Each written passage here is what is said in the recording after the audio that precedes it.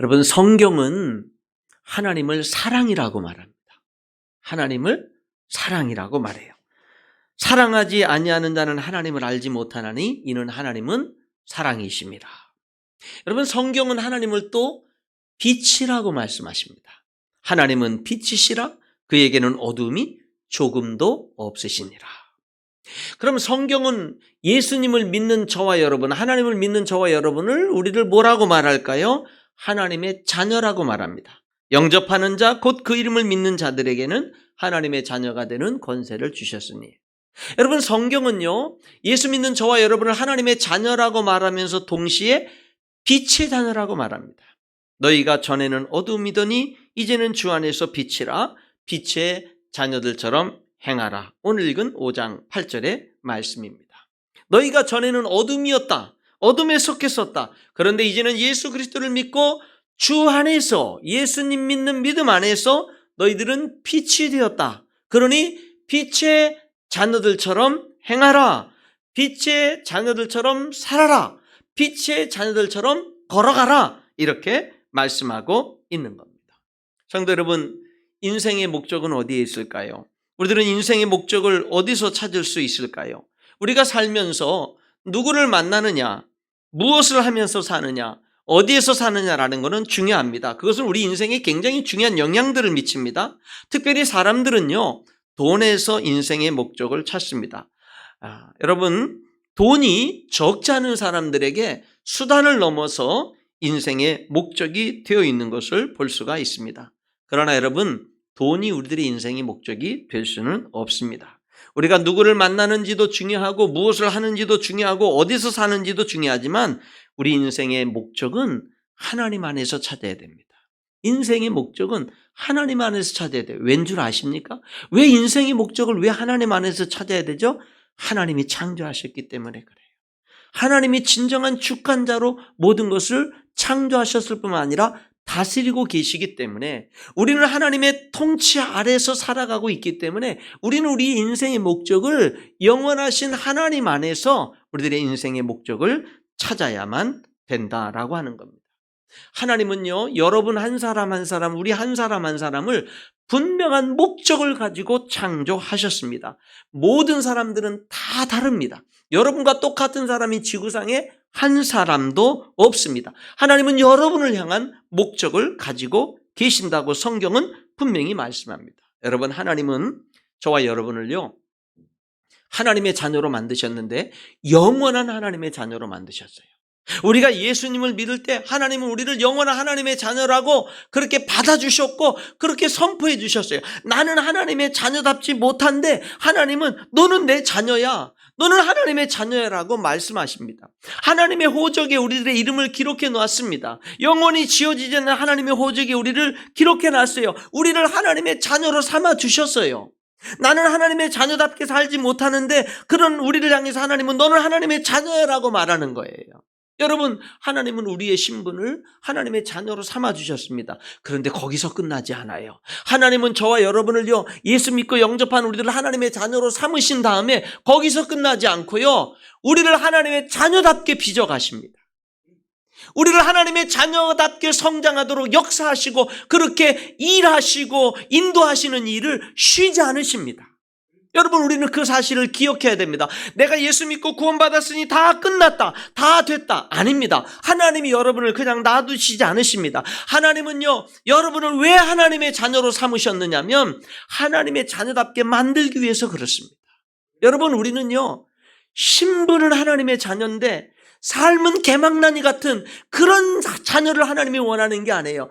하나님은요, 우리의 신분이 하나님의 자녀일 뿐만 아니라 우리의 삶이 하나님의 자녀답게 살아가는 그런 자녀를 원하시는 거예요. 그래서 하나님은 그렇게 여러분의 삶에 포기하지 않고 계속 역사하시는 겁니다. 도망갈 수 없습니다. 빠져나갈 수 없습니다. 여러분, 우리는요, 하나님이 우리의 삶 속에서 그렇게 하나님의 자녀다운 모습으로 성장해 나가도록 변화의 역사를 하나님이 그렇게 일으키고 계시는 겁니다. 그것을 성경은 예수 그리스도의 장성한 분량이 충만한 데까지 이르라고 말씀하고 있는 겁니다. 여러분, 우리는요, 예수님처럼 돼야 돼요. 여러분, 마태복음을 읽고 마가복음을 읽고 누가복음을 읽고 요한복음을 읽고 그 예수님에 대해서 쭉 기록해놓은 많은 서신서들과 신약의 많은 성경들, 구약의 예수님에 대해서 예언되신 많은 그런 말씀들을 우리들은 성경을 읽으면서 여러분, 예수님이 어떤 분인지를 알아가면서 그분을 닮아가는 거예요. 십자가에 달려 죽으시면서 여전히 십자가에 못 박혀 고통당하는 예수님을 불쌍히 여기지 않고 네가 하나님의 아들이면 십자가에서 내려와라. 그럼 우리가 믿을게 하고 조롱하는 그런 사람들을 향해서도 예수님 어떻게 기도했어요? 하나님, 저들을 용서해 주십시오. 자기들이 하는 것을 알지 못합니다. 이렇게 기도하셨던 예수님을 알아가고 그분을 닮아가는 거예요. 그분을 닮아가는 겁니다. 사마리아 우물가 여인, 인생 실패하고 막 같은 마을에 사는 사람들에게도 다 따돌림 받았던 그 여인을 일부러 그 떼약볕의 우물가까지 찾아가서 만나주시고 그 여인의 인생을 변화시켜 주신 예수님. 모든 사람들이 다 외면한 사람, 모든 사람들이 다 버린 사람, 누구도 신경 쓰지 않는 그 사람에게 하나님의 사랑으로 관심을 가지고 그리고 그에게 다가가서 그를 하나님의 사랑으로 그가 하나님께 돌아오기를 위해서 애쓰는 그 한 사람. 여러분, 바로 그것이 뭐예요? 예수님을 닮아가는 모습이다라고 하는 겁니다. 여러분, 여러분의 인생의 목적은 예수님 닮아가는 겁니다. 그게 하나님의 목적이에요. 여러분의 나이가 60이 됐든 70이 됐든 80이 됐든 90이 넘었든 여러분의 인생에는 목적이 있습니다. 예수님을 계속 닮아가는 거예요. 내가 하나님의 자녀가 됐다고 끝났다라고 외치는 게 아니에요. 그것은 무식한 겁니다. 여러분, 내가 하나님의 자녀가 됐잖아요. 하나님은 우리를 하나님의 자녀로 삼기 위해서 먼저 신부를 하나님의 자녀로 삼으셨어요. 아기가 태어나면 어느 집안에 그 집안의 아들로 딸로 태어나지 않습니까? 그리고 그렇게 성장해 가지 않습니까? 하나님도 우리를 먼저 하나님의 자녀로 삼아주시고 그 다음에는 하나님의 자녀로 우리를 성장시켜 가시는 그 역사를 이루고 계시는 거예요. 여러분의 실패 속에, 여러분의 성공 속에, 여러분의 문제 속에, 갈등 속에 하나님은요, 우리를 하나님의 자녀로 빚어가시는 그런 역사를 이루어 가는 겁니다. 여러분, 우리가 누구를 닮아간다고요? 예수님이요. 그런데 예수님은 사람으로 이 땅에 오셨죠? 사람으로 이 땅에 오신 예수님이 성장 과정을 누가복음 2장 52절은 이렇게 기록하고 있습니다. 예수는 지혜와 키가 자라가며 하나님과 사람에게 더욱 사랑스러워 가시더라. 여러분, 예수님도 하나님의 아들이신 삼위일체 하나님이신 그 예수님도 이 세상에 저와 여러분과 똑같은 인간으로 오셔가지고는요, 예수님이 성장의 과정을 거치셨어요. 예수님도 점점 더 성장하셨다고요. 여러분은 오늘도 성장해야 됩니다. 여러분은 올 한 해도 믿음이 성장해야 됩니다. 여러분, 올 한 해도 하나님의 사람으로 더욱더 성장해야 됩니다. 사랑으로 더욱더 성장해야 됩니다. 믿음이 더욱더 성장해야 됩니다. 여러분이 하나님을 아는 것에서, 하나님을 닮아가는 것에서 더욱더 성장해야 됩니다. 사랑하는 성도 여러분, 성장하는 한 해가 될 수 있기를 축원합니다. 우리는 성장해야 돼요. 계속 성장해야 돼요. 여러분이 사랑하는 아들이, 여러분이 사랑하는 딸이 더 이상 성장하지 않고 지식적으로, 정신적으로, 육체적으로, 인간관계에 있어서 사회적으로 모든 면에서 다 멈춰 있다면 얼마나 가슴 아프겠어요? 얼마나 답답하겠어요? 얼마나 마음이 아프겠어요? 여러분, 하나님이 여러분을 향한 뜻이 뭔지 아세요? 여러분을 예수님의 생명을 십자가에 내어주셔서 자녀 삼아주신 하나님이 여러분에게 원하는 게 뭔지 아세요? 자라는 거예요. 하나님의 자녀답게 자라는 겁니다. 여러분, 우리들은 이 일을 멈출 수 없는 겁니다. 나는 됐다. 그것이 없는 거예요. 사랑하는 성도 여러분, 기억하세요. 예수님도 성장의 과정을 거치셨다라는 거. 그 지혜가 자라갔고, 그 키가 자라갔고, 하나님에게 더 사랑스러워갔고, 사람들에게 더 사랑스러워갔습니다. 영적으로 성장했고, 사회적으로 성장했고, 육체적으로 성장했고, 정신적으로 성장했고, 모든 면에서 예수님도 성장의 과정을 거치셨고 점점 더 성장하셨다는 사실입니다. 우리도 성장해야 됩니다. 그게 하나님의 뜻인 거예요. 여러분, 참된 믿음은 내가 무엇을 하느냐에 있기보다는요, 내가 누구냐에 있는 거예요. 어저께 우리들이 송구영신 예배 드릴 때도요, 오늘 새벽인데 송구영신 예배 드릴 때도 여러분, 천국의 모습을 보여주는데 하나님을 찬양하는데 하나님이 어떤 분인지를 먼저 찬양했고 하나님이 하신 일을 찬양했잖아요. 그렇잖아요. 영원하신 하나님, 전능하신 하나님, 거룩하신 하나님을 찬양했고 그 다음에 하나님이 우주 만물을 창조하신 하나님을 찬양했잖아요. 하나님이 가장 먼저는 어떤 하나님인지를 찬양했고 하나님이 하신 일을 찬양한 것처럼 여러분, 참된 믿음은 내가 무엇을 하느냐, 교회에서 어떤 걸 봉사하고 하나님 위해서 무엇을 하느냐 이전에 내가 어떤 존재냐예요. 내가 누구냐예요. 내가 예수님을, 하나님이 우주 만물을 창조한 것을 믿는 사람, 예수님이 죄인된 우리를 구원하기 위해서 십자가에 죽으신 것을 믿는 내 자신, 그 예수님을 믿음으로 구원받은 나, 그래서 하나님의 자녀라고 여전히 부족하지만 외치는 나, 그것이 믿어지는 나, 그것을 선포하는 나, 예수님 안에서 자꾸 새롭게 발견되어지는 나, 하나님이 나를 사랑하시고 나를 인도하시는 그 사실이 날로 새롭고 날로 감사하고 그 안에서 내 자신의 존재가 발견되어지고 내가 얼마나 귀한 존재인지 드러나게 되고 더 자신감 있게 이 세상을 살아가는 나. 먼저는요, 내가 주님을 위해서 뭘 하기 전에 예수님을 믿는 믿음으로, 이 성경 말씀을 믿는 믿음으로 내 자신의 존재가 변화되는 거예요. 그리고 그 믿음이 표현되어지는 거예요. 그 믿음이 드러나는 거예요. 참된 믿음은 행함으로 드러나게 돼 있거든요. 여러분, 그것이 바로 믿음의 참된 모습인 겁니다. 오늘 본문은 뭐라고 그랬어요? 하나님이 우리를 하나님의 자녀라고 말하고 뭐라 그랬죠? 빛의 자녀라고 말했잖아요. 빛의 자녀라고 말한 다음에 빛의 자녀들처럼 행하라 이렇게 말하는 거예요. 하나님의 자녀라고 말한 다음에 하나님의 자녀처럼 살아라 이렇게 말씀하는 거예요. 내가 빛 가운데 거함으로 빛의 자녀가 되는 게 아니에요. 빛의 자녀이기 때문에 빛 가운데 거하는 거예요. 내가 하나님의 자녀답게 뭔가 행동하기 때문에 하나님의 자녀가 되는 게 아니에요. 예수님 믿었더니 하나님이 나를 하나님의 자녀로 받아주셨어요. 그래서 하나님의 자녀답게 살아가는 거예요. 그래서 성경은 너희는 빛이니까, 너희가 전에는 어둠이었는데 이제는 빛이야. 하나님의 은혜로 너희들은 주 안에서 빛이 됐잖아. 그러니까 빛의 자녀답게 살아. 이렇게 말씀하고 있는 겁니다. 성도 여러분, 참된 믿음은 행함보다는 존재라고 그랬죠. 그리고 한 걸음 더 나아가서 그 다음 단계가 참된 믿음은 행함으로 드러나는 겁니다.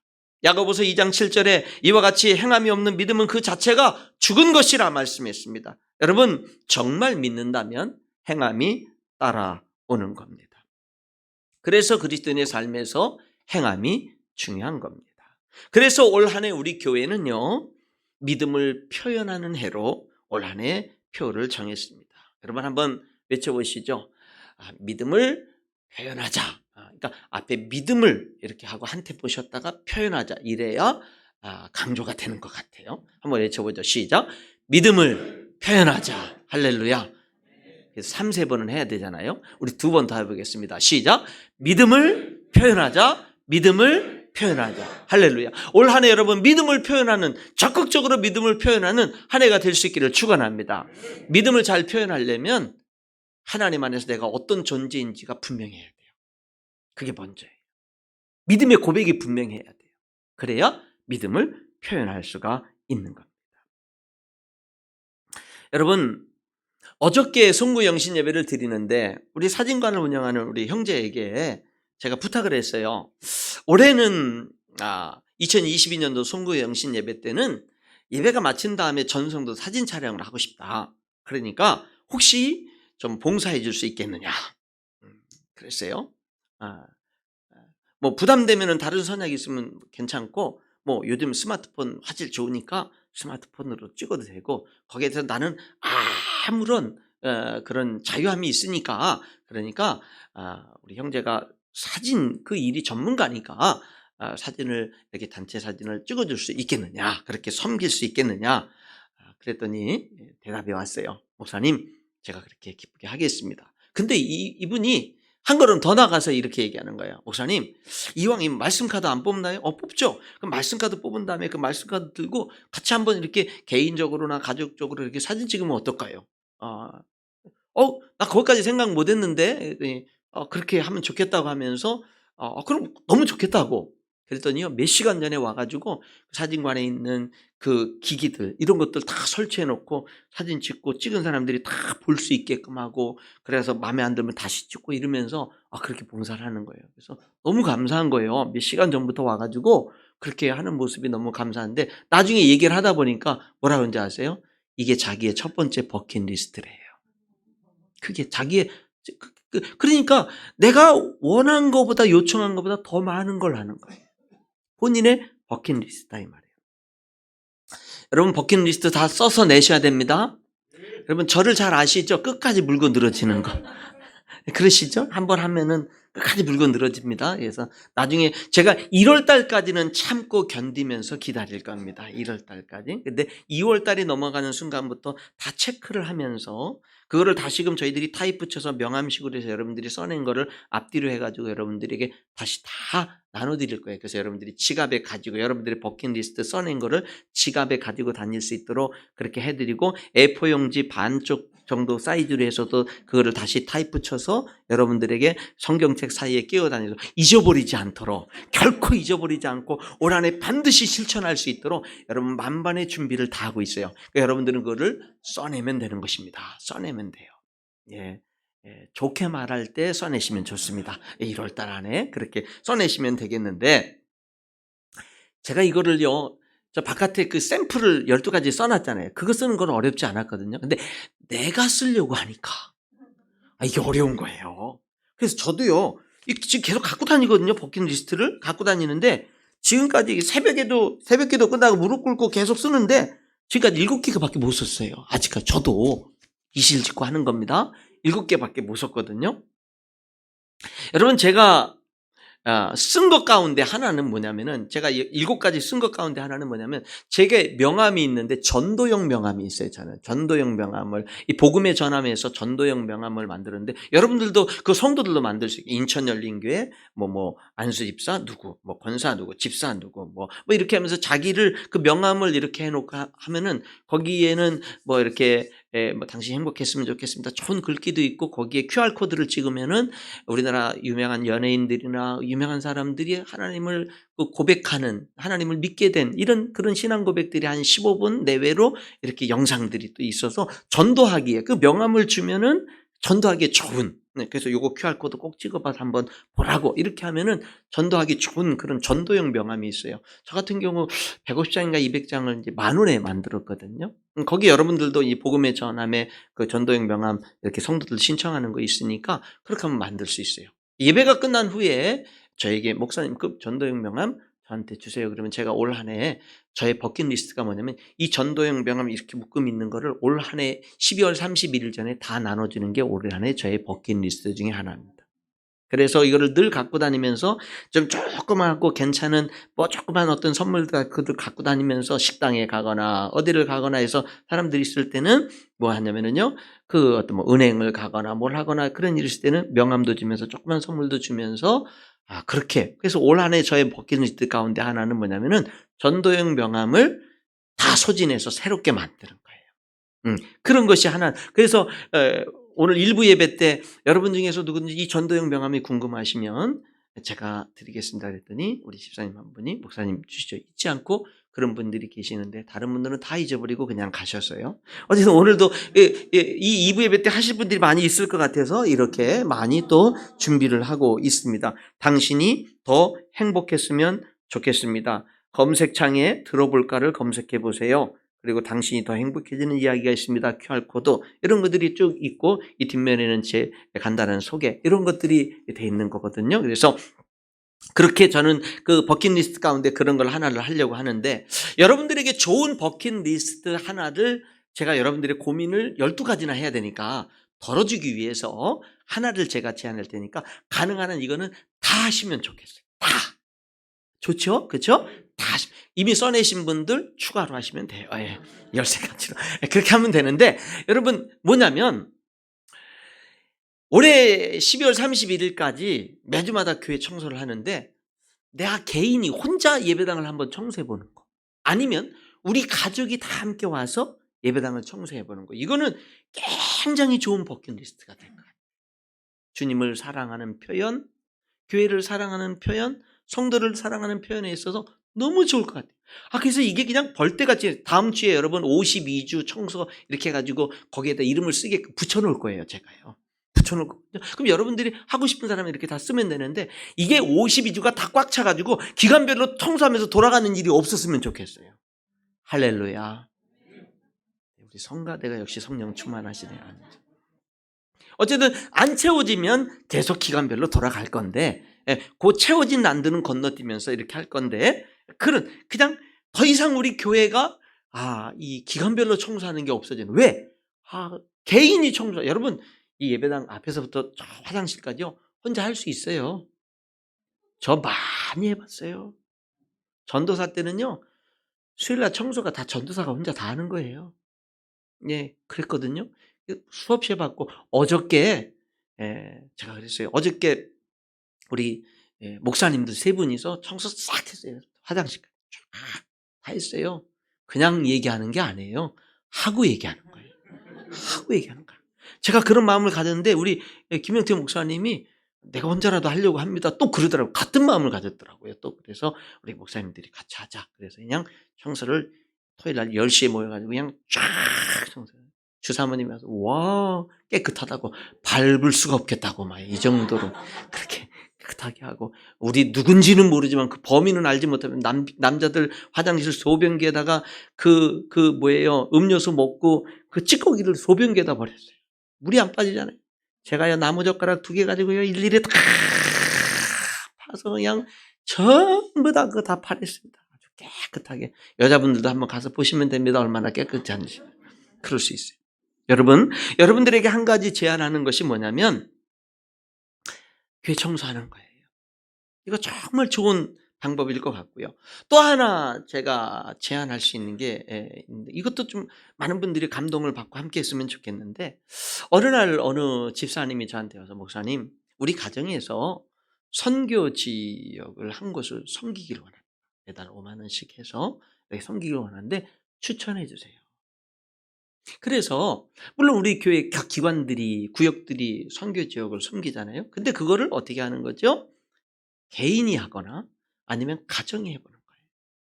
가정. 그래서 해외 선교를 원하는, 거기를 선교하고 싶은 분들은 해외 선교를 요청하고, 국내 개척교회들을 돕는 것을 원하면은 그렇게 요청을 하면 제가 얼마든지, 지금 아직까지도 많이 정해지지 않은 그런 선교 지역들이 많아서 그냥 교회에서 물질만 매달 보내지 이렇게 어떤 정해진 그런 저희가 없어서, 기도는 이렇게 좀 구체적으로 이렇게 좀 약한 그런 선교지들이 많이 있으니까, 여러분들이 그렇게 해서 한 달에 한 5만 원 정도 기준으로 해가지고 그렇게 해서 여러분들이 개인으로나 가정으로나 한번 좀 이렇게 선교지를 후원하는, 이제 제 아내도 몇 년 전부터 이렇게 한 선교지의 어느 교회를 이렇게 정해서 계속 하고 있거든요. 그렇게 하고 있는데, 어쨌든 성도들도 그런 성도들이 계시고 이렇게 하는데, 그런 부분들도 또한 좋은 하나의 버킷리스트가 되면서 믿음을 표현하는 정말 복된, 그것을 통해서 하나님이 분명히 복을 많이 주실 것이고,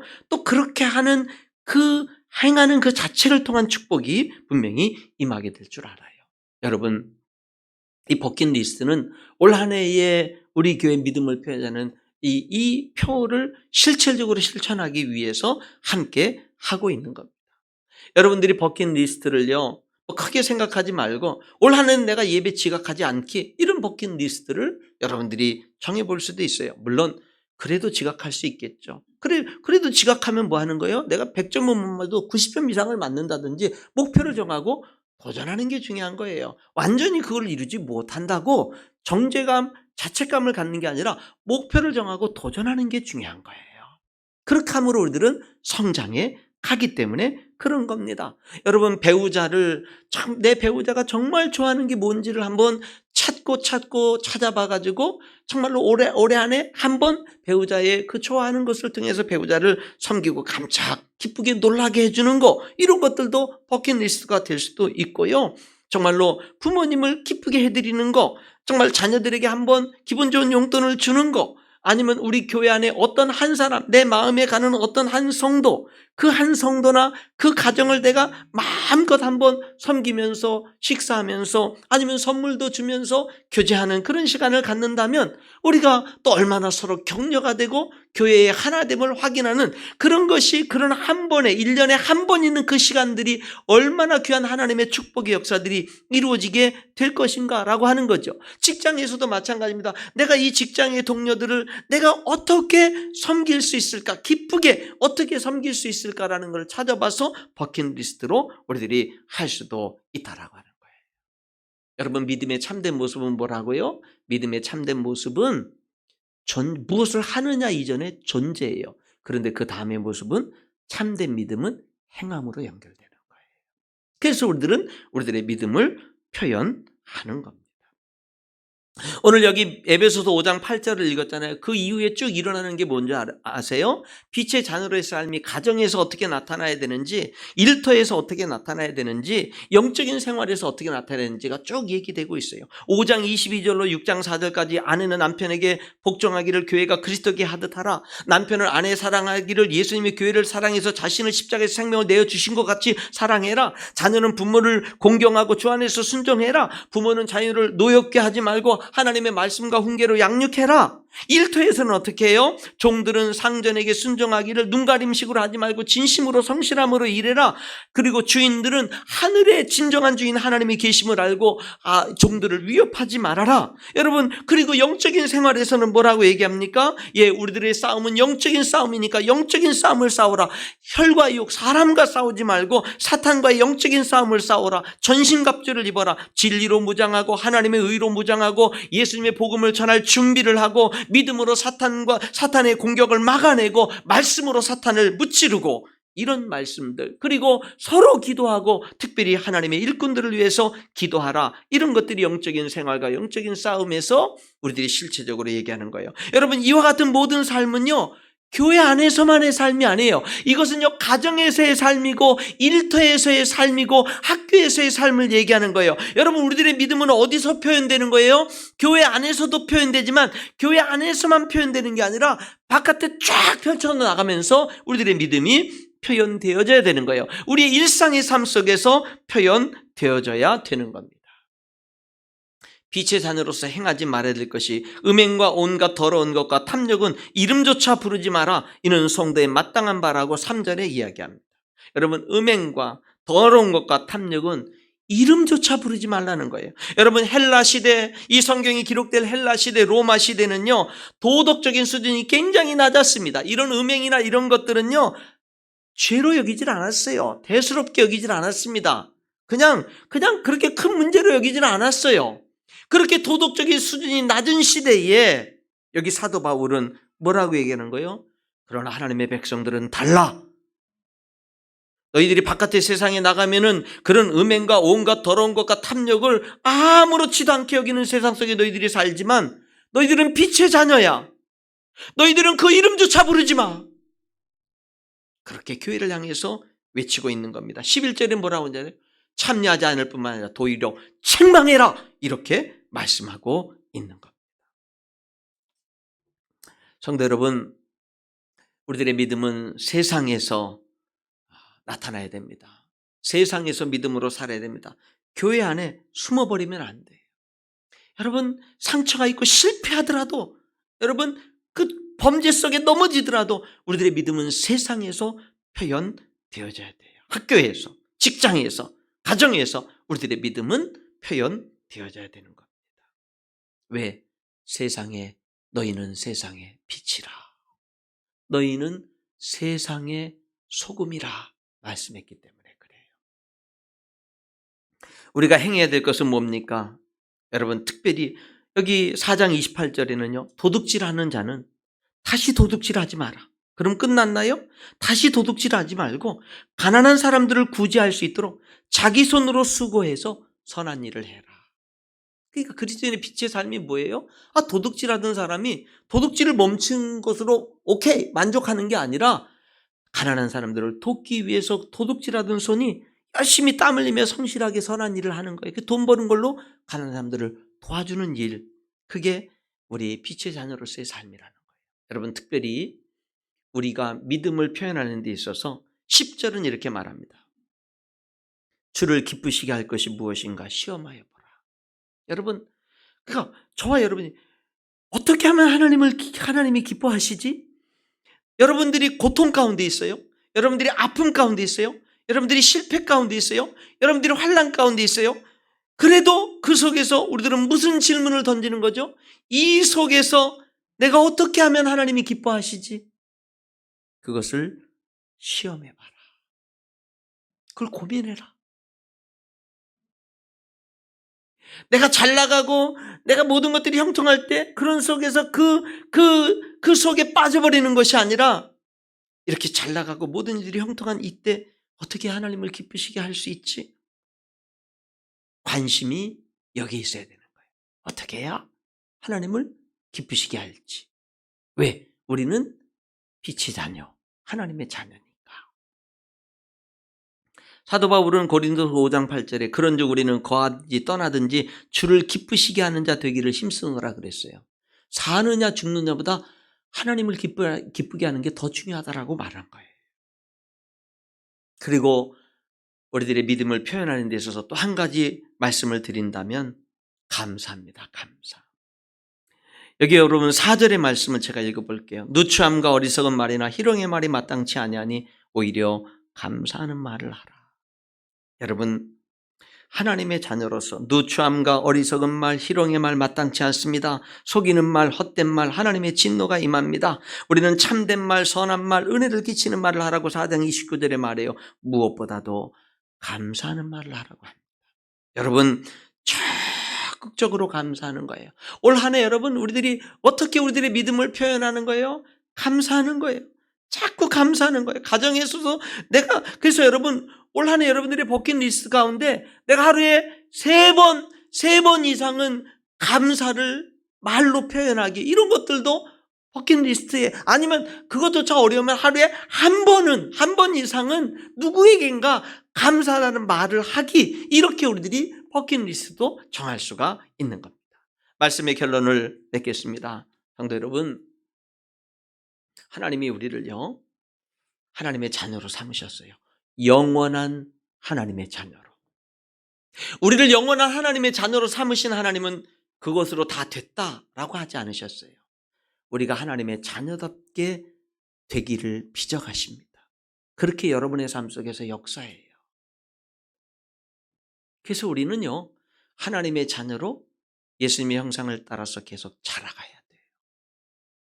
여러분, 올 한 해 이 성장을 멈추거나 퇴보하면 안 돼요. 계속 자라가야 돼요.